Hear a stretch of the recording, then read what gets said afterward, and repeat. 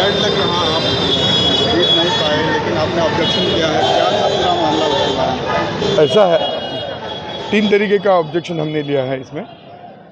एक तो पाडू मशीन के बारे में हम लोग डे 1 से एक्सप्लेनेशन मांग रहे थे कि पाडू मशीन का फंक्शनिंग कैसा होगा।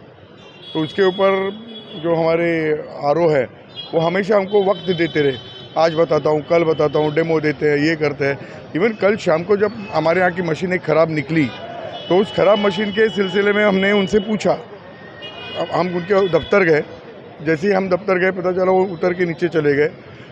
फिर भी फ़ोन पे हमारी 2-3 बार बात हुई तो उन्होंने कहा भाई मैं कल आपको सुबह उसका ये देता हूँ और जो आपको वोटिंग काउंटिंग शुरू होने के पहले पाडू मशीन का इस्तेमाल कैसे किया जाएगा और उस बारे में आपको तभी जाके वो वोटिंग शुरू होगी।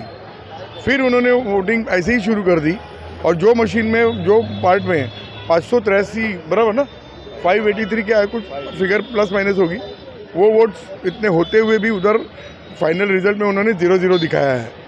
तो ये उसमें एक तो डिफरेंस है, पाडू मशीन की कोई ट्रांसपेरेंसी नहीं है। ये पाडू मतलब मराठी में हम लोग कहते हैं उम्मीदवार पाडू, वो पाडू मशीन ही साबित हुई है। डिफरेंस इसमें है ही, फिगर्स में डिस्क्रिमिनेशन है, तो उसके बारे में हमने कंप्लेंट की है। और एक तीसरा कंप्लेंट हमने ये किया है, क्या होता तीसरा का विषय, पाडू मशीन एक था, एक तो फिगर का डिफरेंस है।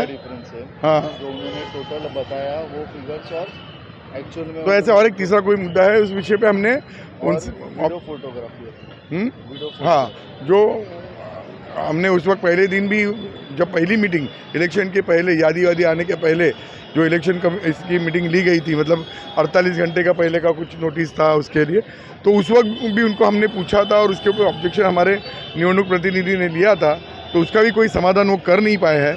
एक तरह से बस जैसे तैसे लपेटने के चक्कर में ही उन्होंने ये पूरा रिजल्ट डिक्लेयर किया है, तो वो हमें कहीं ना कहीं बायस लग रहा है। और उसके ऊपर